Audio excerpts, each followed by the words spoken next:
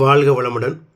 10ஆம் வகுப்பு சமூக அறிவியல் பாடம் அரசு பொதுத் தேர்வுக்கு நீங்கள் ரெடியா என்ற தலைப்பில் சரியான விடையை தேர்ந்தெடுத்து எழுதுக. ஒரு வரலாறு பகுதியில் ஒரு 30 கேள்வி கொஷின் வித் ஆன்சரோட 4 ஆப்ஷனோட கொடுத்துருக்கேன். அதே மாதிரி பார்த்தீங்க அப்படின்னா புவியியல் பகுதியில் ஒரு 35 கேள்விகள் கொஸ்டின் வித் ஆப்ஷனோட மெல்லக்கருக்கு மாணவர்களுக்கு இது பயனுள்ள ஒரு பதிவு. அதே போல் குடிமையியல் பகுதியில் ஒரு 20 சரியான விடை, அடுத்து பொருளியல் பகுதியில் ஒரு 15 சரியான விடை, மொத்தம் பார்த்திங்கன்னா ஒரு 100 சரியான விடை கொஸ்டின் வித் ஆப்ஷனோடு நான் கொடுத்துருக்கேன்.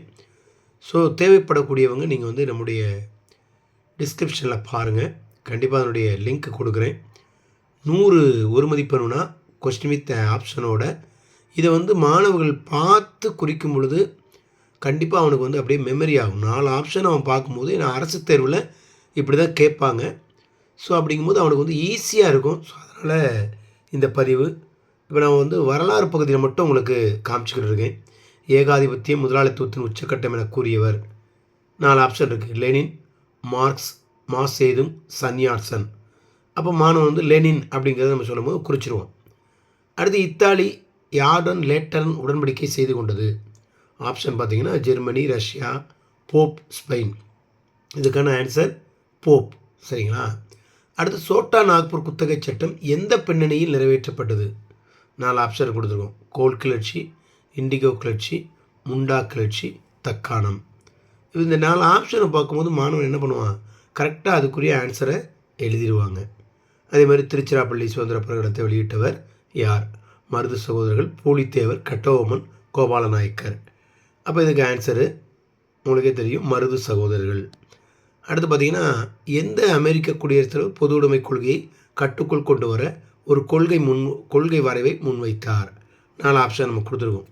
இப்படி வரலாறில் மட்டும் 30 கேள்வி செலக்டட் கொஸ்டின், அதாவது பப்ளிக் கொஸ்டின் கேட்டிருப்பாங்களா அரசு பொதுத் தேர்வில், அந்த மாதிரி கேள்விகளாக நம்ம எடுத்து 4 பகுதிகளுக்கும் கொடுத்துருக்கோம். ஸோ இது மெல்லக்கருக்கு மாணவர்களுக்கு பயனுள்ள பதிவாக இருக்கும் அப்படின்னு நினைக்கிறேன்.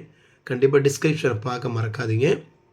டிஸ்கிரிப்ஷனில் டவுன்லோட் ஆகலை அப்படின்னா தயவுசெய்து கீழே இருக்கக்கூடிய டிஸ்கிரிப்ஷன் லிங்கில் இருக்கக்கூடிய செல் நம்பருக்கு காண்டாக்ட் பண்ணி பேசுங்க.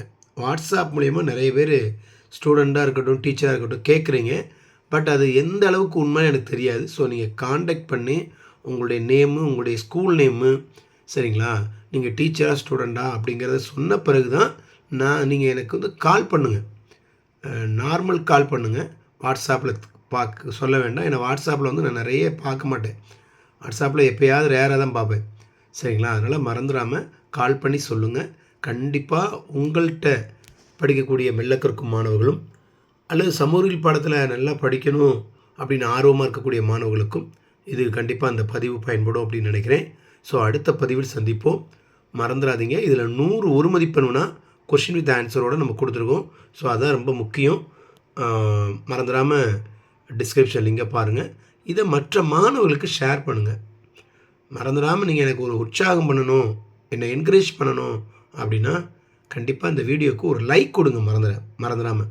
ஏன்னா நிறைய பேர் பார்க்குறீங்க, 1000 பேர்கிட்ட பார்க்குறீங்க, பட் ஒரு லைக்கு கூட விட மாட்டேங்குது.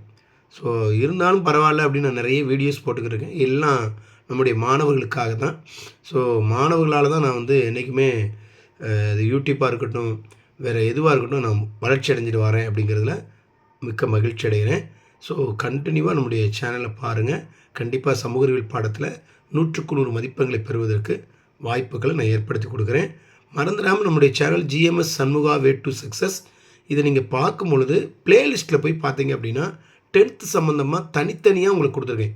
QR கோடு, விரைவு குறியீட்டு வினாக்கள், சரிங்களா? அது மாதிரி நானே புத்தக உள் வினாக்கள் எடுத்திருக்கேன்.